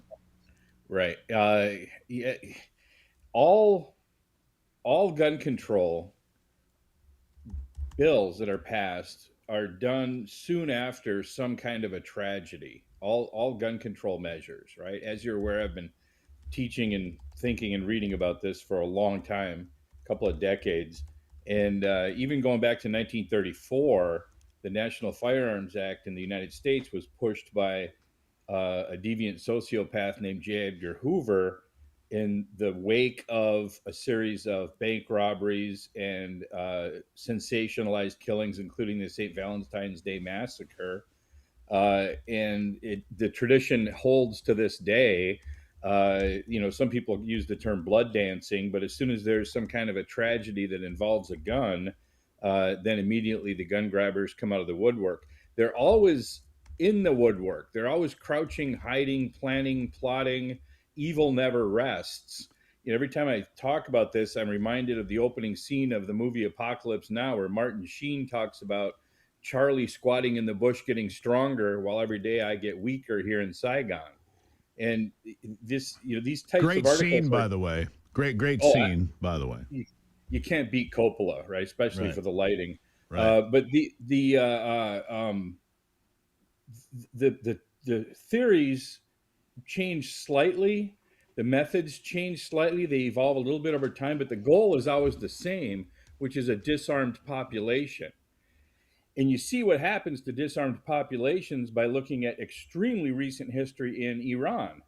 You've got a popular uprising against a tyrannical, violent, murderous government committing democide, which is the murder of a population by its own government. And those people are helpless against the armed minority that controls their country because they don't have any guns. The same thing happened in Venezuela not long ago. It's happened, on a slightly less violent level in New Zealand and Australia, both during the pandemic, in terms of extreme government actions and a population powerless to resist. And so this is a serious issue. And the folks who want the population disarmed adapt to the times, but the goal is always the same. And so, these articles are extremely useful to try to keep people awake and thinking about this. We see membership in Second Amendment rights organizations kind of rise and fall with current events. And these types of articles are very useful to try to keep everybody focused on the fact that we hope we don't need the guns for something extreme like what happens in Iran or is happening right now in Iran. But if you ever give them up, it's too late. Absolutely true. So Supreme Court wins for the Second Amendment right. And yet, places like New York City and Chicago and Rhode Island continue to try to circumvent the clear decisions of the Supreme Court and other federal courts. It doesn't matter. I've said this a million times. I'll say it 1,000,002. gun control and leftist objectives are like rust. Rust never sleeps. From one of my great liberals, Neil Young. Rust never sleeps, right? It doesn't. Yeah. It chews it up all night. It doesn't matter. You can put rust preventative on it. You can paint over it. It can make it look shiny and new for a little while, and then the rust comes through. And that's what the progressive to-do list is like. And guns are at the top of the to-do list, aren't they? Well, certainly near the top, if not at the top. I mean, it may rise and fall, but we're never out of the top 3 of their priority list ever, right? And the eternal vigilance is the price of freedom is absolutely true. And so when you think about, these articles like Canadian-style gun control happening in the U.S., yes, it does happen in pockets because you've got certainly legislatures, and to a slightly lesser extent, some members of the bench, some courts in various parts of the country who are literally willing to ignore Supreme Court rulings. They'll interpret them out of existence if possible and say, but this situation is different from the one that the Supreme Court faced, even though it's really not in most cases when these Second Amendment cases are brought. Or you'll have courts flat out just ignoring them. Right. And you've always got the divide and conquer strategy to deal with, which is dividing gun owners against one another based on what types of guns we own or what we do with our guns in terms of hunting versus sport shooting. You know, and on that point, I don't have time today, but I'm going to ask you about it next week. Okay. There's a referendum that's going to hit the Oregon ballot. Yeah, look, they're only 10,000 signatures short. They've got till July to get the signatures to put it on the ballot. To outlaw hunting and fishing in the state of Oregon. It's called the Peace Act. Is that even legal? I don't even see how that's legal. Anyhow, I've only got 10 seconds. Go. We'll go back to the writings of the founders, but that is a tougher sell, honestly, than right now legally than self-defense or any of the other sort of reasons for a gun ownership. Doolin, you're a beautiful human being. You are.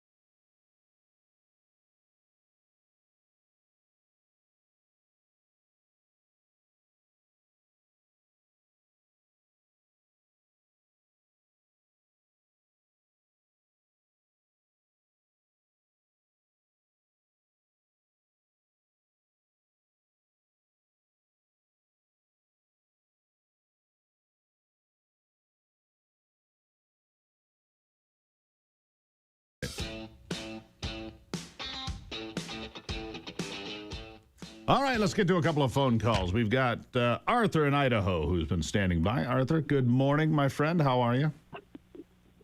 I'm doing very well. Good morning to you, Steve. All right, what's on your mind? Well, I'm just wondering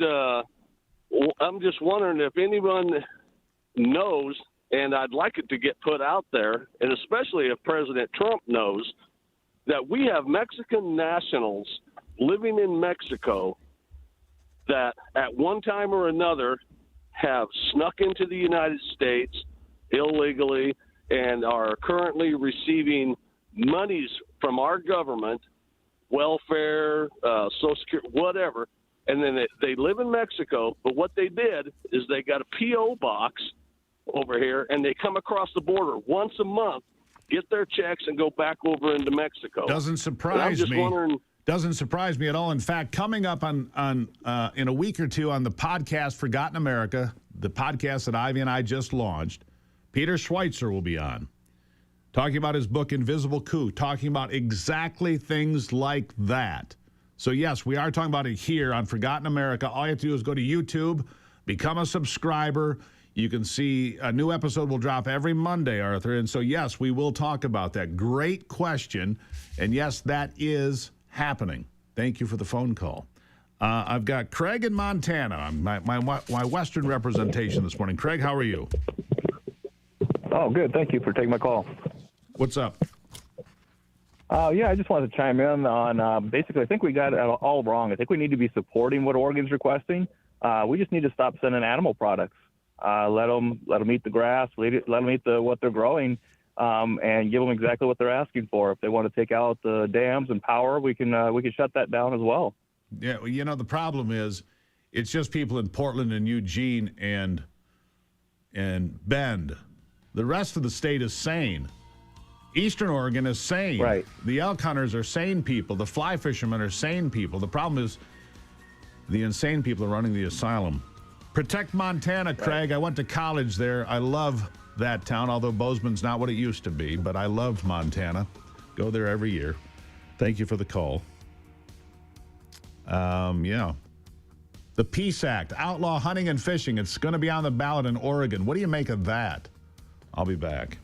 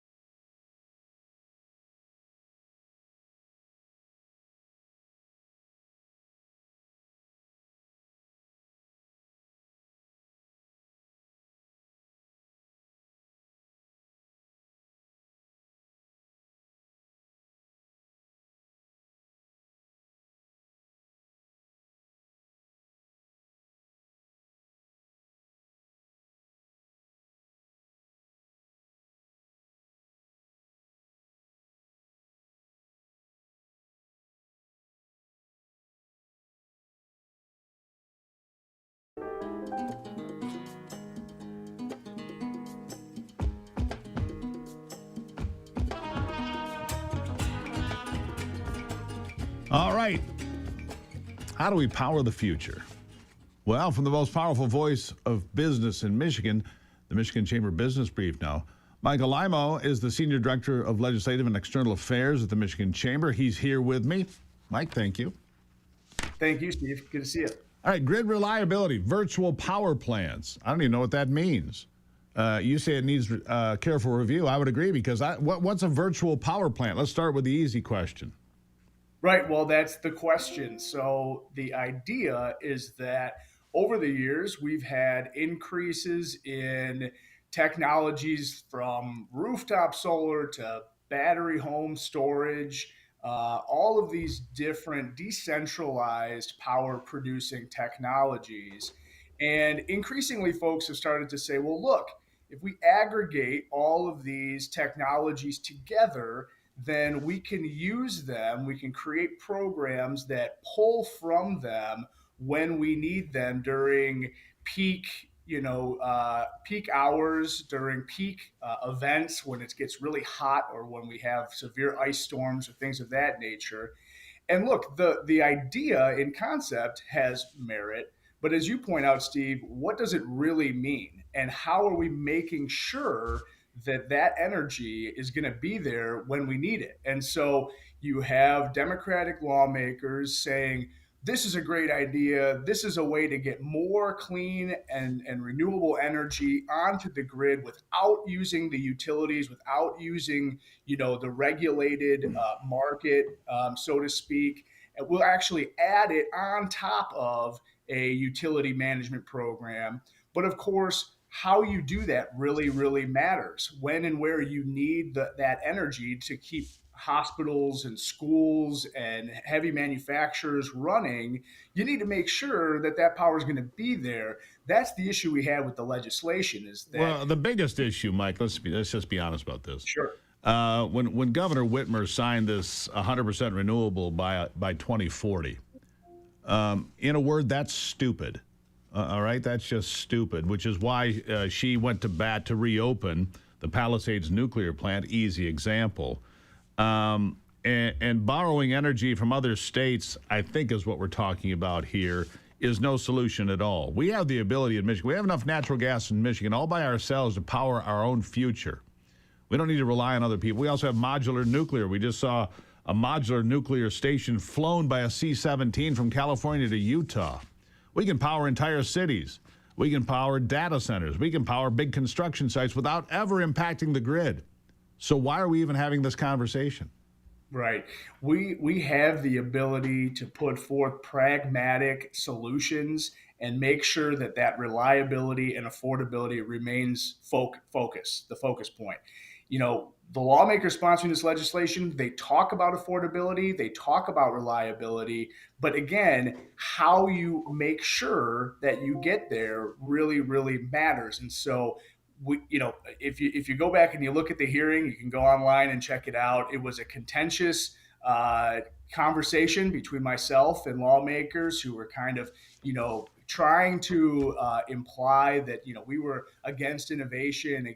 That's simply not the case. What we're seeing is an experiment being put into law and just hoping for the best. And that's not what we need to make sure that we have a prosperous economy with a robust grid online when we need it. Hoping for the best has already resulted in massive rate hikes by DTE and consumers. Look, I hear it every day. People saying, have you seen your electric bill? Have you seen your natural gas bill?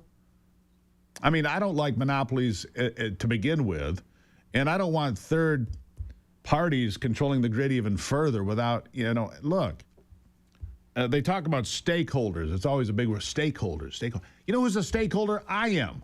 I get the bill, and you get the bill, Mike, and it goes up every month, doesn't it? And that's why we also reference that 23 energy law that you referenced, Steve. When Democrats and the governor went and said, you know what, we're just going to bootstrap our way to renewable energy. We don't know how we're going to get there, but we're just going to mandate that we get there, and everybody else has to figure it out. That is where we really started to see, okay, well, cost and ensuring that we have reliable, diverse energy resources on the grid, all of the rationale that's been baked into energy policy for decades went out the window. And now I think we're seeing Democratic lawmakers recognize that they've made a mistake, that the law is not doing what they said it was going to do. It's And so now awful. we're seeing more Band-Aid fixes, more mandates. And again, it's just the wrong approach. Oh, and an $88 billion budget proposal, $7 billion higher than, come on. Stop it. Yeah. Get off of my back. That's what I would say to the people in Lansing. Can we fix it? Look, I'm stuck on the renewable energy thing. It's a disaster. It's myopic. It's obtuse. I could use a lot stronger words, but it's a family program, so I won't. We've got to fix that, don't we? We got to fix that first, because that's just, again, in a word, that's just stupid. Yeah.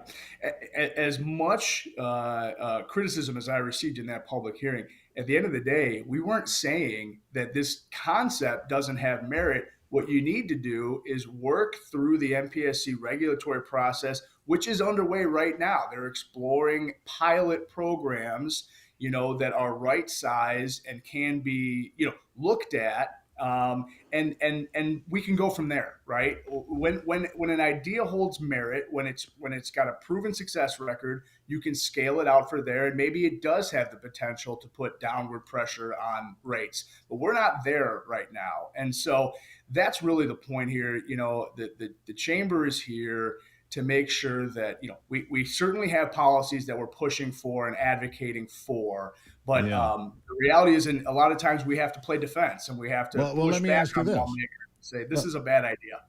Let me ask you this.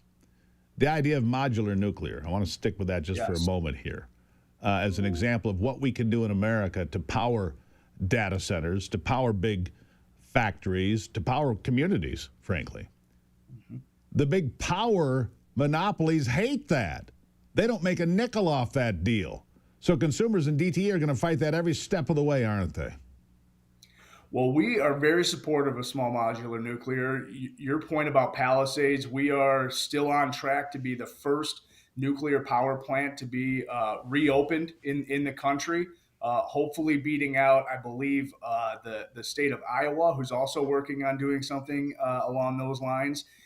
So we're on track to do that, and we need to only further accelerate that. Right, but what about DTE and consumers opposing that? They're going to oppose that every step of the way. 30 seconds, last word.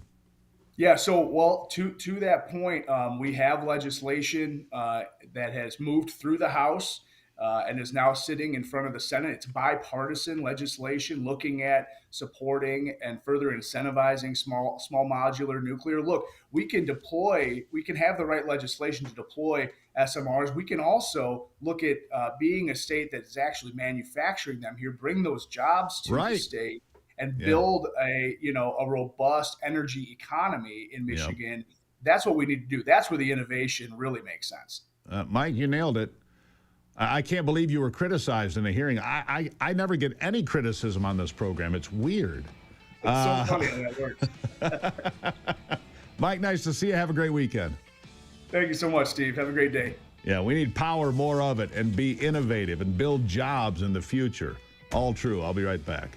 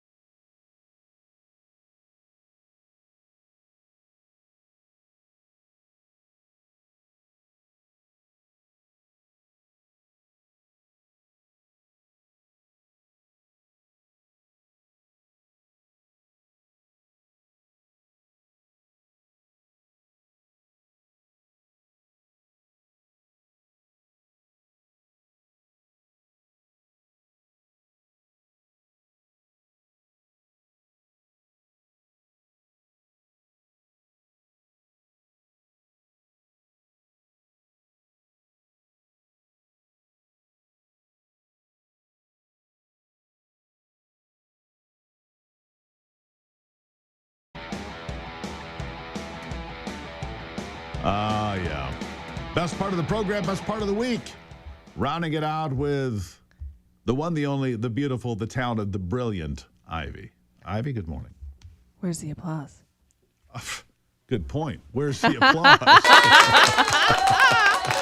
Oh, thank you. It's hard to get so many people to get around and clap at once. Round everyone up. Oh, yeah, there you go. There. Brock, thank you for that. Well, I mean, Steve's has a thing for the whip crack today. I mean, he didn't have anything for the top three things at the 8 o'clock hour, so he just said just number one, number two, number three. And it reminded me, remember, what was it, a year and a half ago for the election, you had nothing, and you just said, Brock, number one, the election.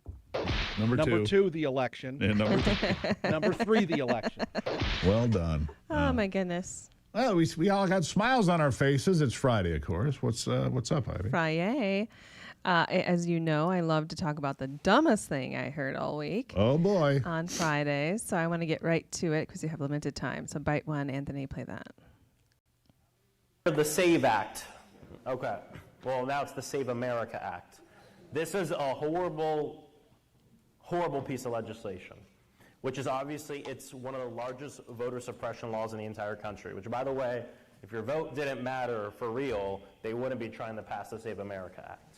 The whole purpose of trying to pass it is because they know what's coming down the pipeline, not just at the federal level, but down ballot as well. And that's an existential threat to their project of authoritarian fascism in this country. Okay. Go to the talking points. Fascist. Racist. Okay, Voter so this suppression. is, right.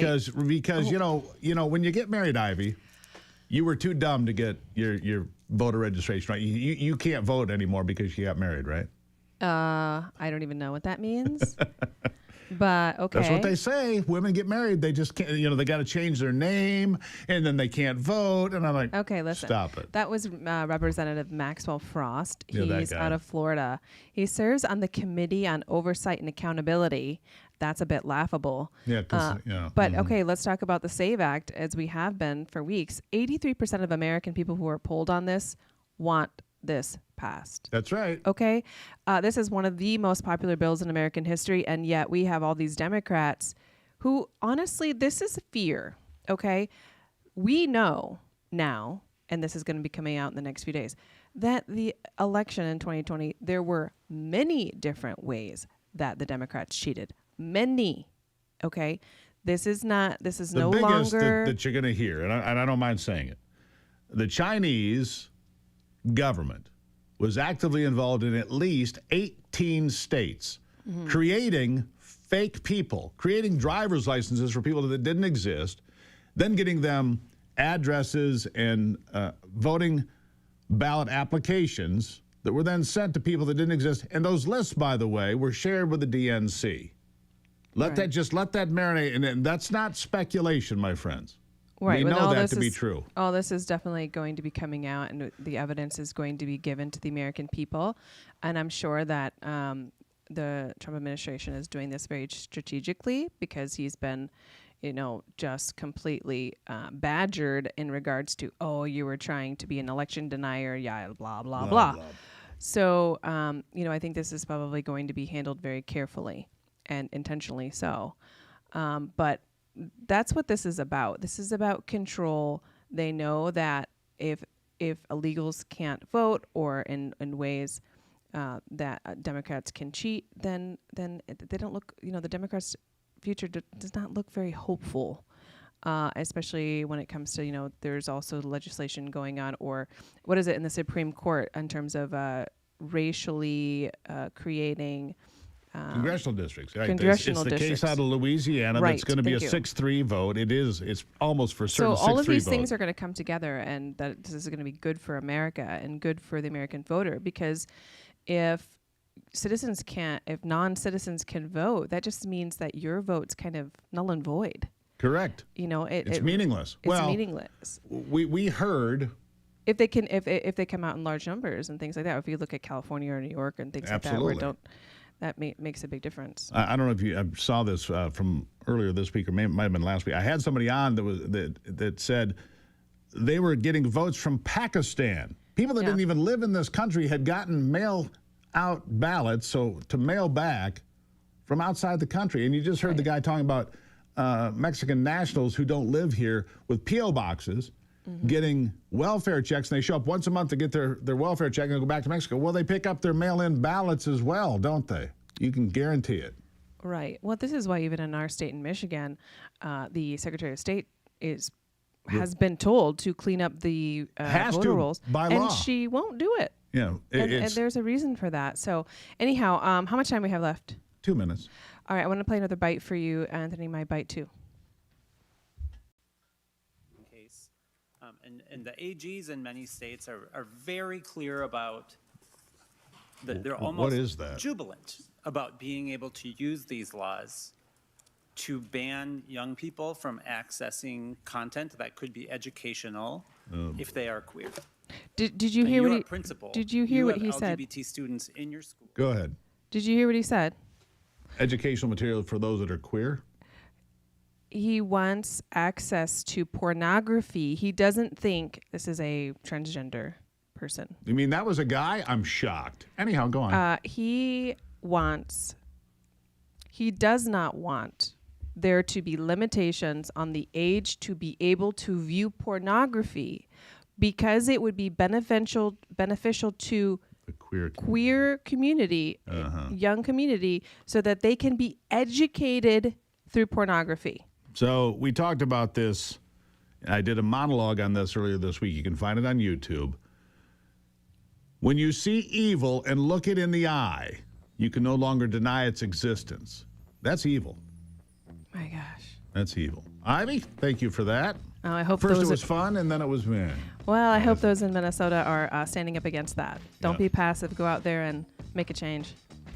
Ivy, love you. Love you too. All right. Final thoughts after this.